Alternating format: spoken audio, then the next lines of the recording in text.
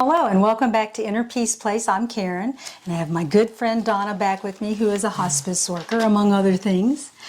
We were talking about death and dying, and we came up to a point where we're talking about what you might want to do if you're in the room with someone that's dying. Yeah. Give us some ideas. Yeah, I've had experience sometimes of sitting like round the clock for 2 weeks. And one of the first things I'd say is, as you could be sensitive to the person in the bed. If they're in distress, you want to give them quiet. Okay. But if they're at rest, and even if they don't appear to be conscious, they can still hear you. Okay. You can count on that. So one of the things that's really effective that gives family members closure and the person who's dying is to tell stories about what that person has been in your life. Positive stories. Positive stories. I always notice that families, we reduce our stories to like a certain number of stories, that every holiday we say the same stories. But when you have that time to settle in and think, you can go deeper. Mm-hmm. And think about small pivotal moments, perhaps. A small moment that the loved one might not even remember. Right. Even to do this with other family members who are in the room, to say, you know that time when I scraped my knee and you didn't want Mom to know, so we went up in the medicine cabinet and we didn't know what we were doing and you doctored my knee. Yeah. You tap into these precious moments that we might not have thought about in years, but there's such healing in that. Oh, okay. So that would be a really great place to start. Okay. Sometimes we sense that there's all kinds of signs when you're sitting with the dying. You can see the doctor will point out like their extremities start to become discolored, or their hands are cold. You can see that their body's slowly shutting down. If you feel that your loved one is holding on, another really important part of family's work or friends is saying, it's okay. You're free to go now. You'll be with us. We feel your presence. We'll remember you. Oh, very nice. In the smell of roses, because you loved roses. In the sight of the birds that you loved. We'll feel you. One of the most meaningful things when my mother died is I thought, I would like to have a definitive way that she could tell me from the other side that she's there. Yeah. Like, I don't want to think I'm just imagining this. Right. Okay. So the doctor called and said, it's time. And I said, and I was on the phone with my mother, and I said, Mother, let's decide now how you're going to make sure I know that it's you. Like a bird, a butterfly, what's going to be our sign? And Mother said, oh, a bird. A bird would be great. Good. What kind of bird? Like, well, I don't know what kind of bird. And so we left it. I said, we'll talk more about this when I get there. As soon as I got there, she just lost consciousness. It's like, okay, I'm letting go now. You're here. Right. I sat with her for 2 weeks, and a goldfinch kept coming to the window. That's fun. It's like the same goldfinch every day. It's like, Mom. I think the goldfinch is our thing here. That's it. Yeah. The goldfinch is going to be the sign. So So talking to the loved one about stories, maybe they helped you with something that was really meaningful. That way the emotional content comes through to them. And maybe it's showing them that they've done a good job Right. and that you value their apprenticeship as a parent or grandparent or sibling, whatever it is, even a child. You know, you've brought so much to my life. These are the things that I can remember. Is there any rule about groups of people being around a dying person? Like, can it be all 6 siblings at the same time around the bed, or should we limit the number of people? I think that you take your cues from the person who's dying. Okay. We make the mistake of thinking that when they can no longer speak, that they're not communicating. If you look at their face, and even when they're unconscious, you'll see when they're distressed. You'll see like there's tension in their forehead. So be aware of all the small signs. Is they're breathing a little bit faster? Do they look like they're in distress? And be curious. It could be the pain is breaking through. It could be that your noise is bothering them now. Gotcha. Okay. So then shift. One of the things that I think we should talk about is everybody has a different capacity to be present Okay. with this. Okay. So you may have a big range within, if you have siblings around the bed. Okay. Some siblings may say, this is too painful. I can't come in here anymore. Okay.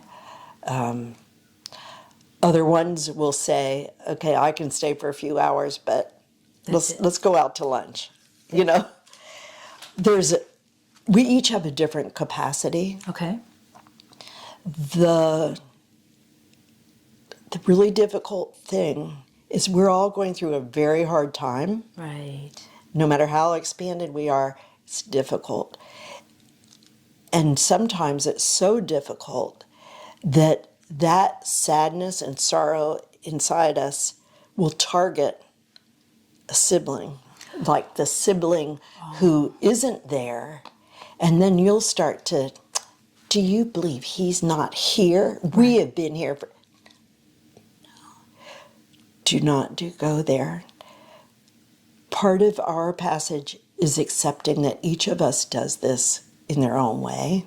Right. By choosing peace and allowing. And if you have one family member that wants to sit round the clock, other ones want to come for a few hours a day, and some don't come at all, that is our work to accept those limits and make peace with that. And by doing that, we are helping the person who's dying to also find the peace. I think that the person dying could feel your frustration, even if you're not saying, Johnny's not here again. Yeah. Or maybe you are. Yeah. See, that would even be worse, wouldn't it? You're talking to your sister saying, you know, Bob hasn't come one time. You're sitting, you know, mom's over there out of it. I think that would be detrimental to the person's stress level. Right. And feeling that she's leaving the siblings fighting. Right. And so that's a failure. Right. And so I like your point. Don't do that. The thing is to understand that it might not even be real or valid. It's that your sorrow is looking for a target, and it feels better to be angry at frickin' John, who didn't come one day. He was too busy working to be with Mom. Right. It's going to feel, in some ways, better to target somebody with anger because it's a more manageable feeling than this grief that is new and it's wordless and it's surging through you. Do not ruin a sacred passage that you can share with your beloved by being curious, learning to recognize a different language. That is so precious. And if you allow yourself to be diverted into anger, Personality self-habit Right. is to find something to push your energy into. And you really can't be mad at mom. Some people are. yeah. But it's much more fruitful, in your opinion, to be mad at your brother who's no-showed for everything. Right. So to keep reminding yourself, this is a sacred passage. We are at a threshold together. We are present with this mystery that is beyond our understanding. I remember being at my mother's funeral and people saying, "Oh, I'm so sorry for your loss." Well, she only died like 3 days ago. Like, I don't even know what I didn't actually know how I would feel grieving for my mother. Grief is the most strange feeling because you think logically you understand your mother's dead. And then a week later, you see something that would amuse the heck out of her and you pick up the phone to call her. Because we can only take in a certain amount of information. And we will keep getting hit with that reality of grief over and over and over again. And that's part of the mystery of allowing.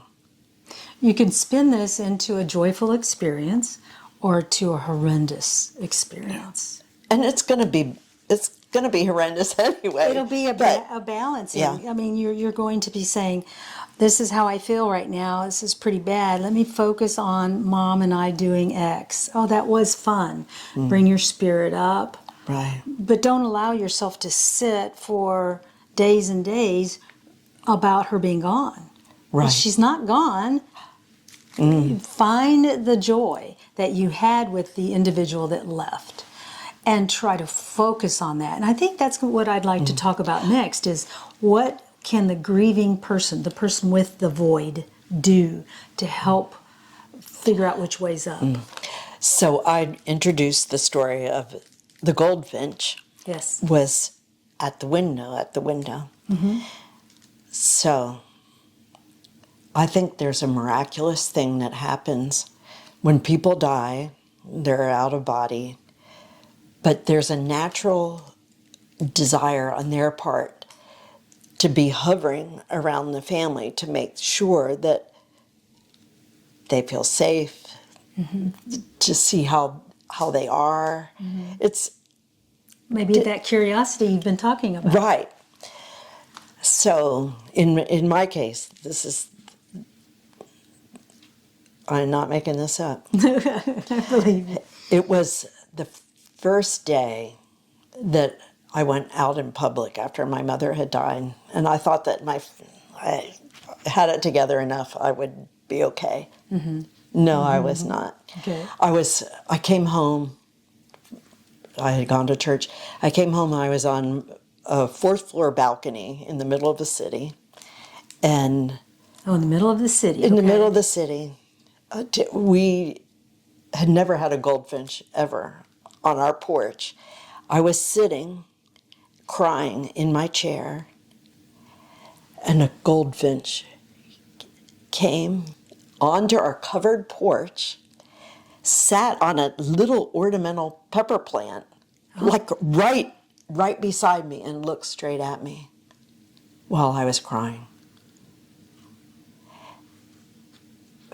For me, that was maybe the single most transformative moment in my entire life, because I knew this isn't wishful thinking, this whole soul thing. This is so perfectly real. And when I was working then with people who were dying, I could say, Yes. this is real. The person who's mourning, open your mind, look for the things that you shared with that person who just died, because if they can send you the smell of lavender, something that they loved, they will look for ways to connect. And you will start to walk this earth. You use the word expanded. Your consciousness is so expanded. And that's the greatest miracle of all, I think, in this whole daring to be present, daring to be curious, daring to step away from our stories of what's good, what's bad. Oh, yes. And clearly there's sadness. Clearly there's crying. But to have it to be balanced by a relationship that continues to develop, even when one of you is no longer in skin, like, that's a whole new ballgame. It almost makes it more powerful in a way. If you can stay with that as opposed to, going back to your thoughts, allowing your thoughts to go. That's one of the things I teach is that, sure, you can stay with thoughts that are bringing you down, and you have the right to do that. But if you find the finch, and then you are very sad and just some sort of a despair, find that finch in your mind's eye again, because that's a gift. We need those gifts so that we can find the balance in our lives. Right. And one does not negate the other. Yes. The mystery and the paradox is there's deep loss, there's deep sorrow, and there's also access to miracles, the likes of which you have never seen. I want to end that, but we'll come back again because I do have some questions for you. Thank you so much for joining me today at Inner Peace Place, and we'll see you next time.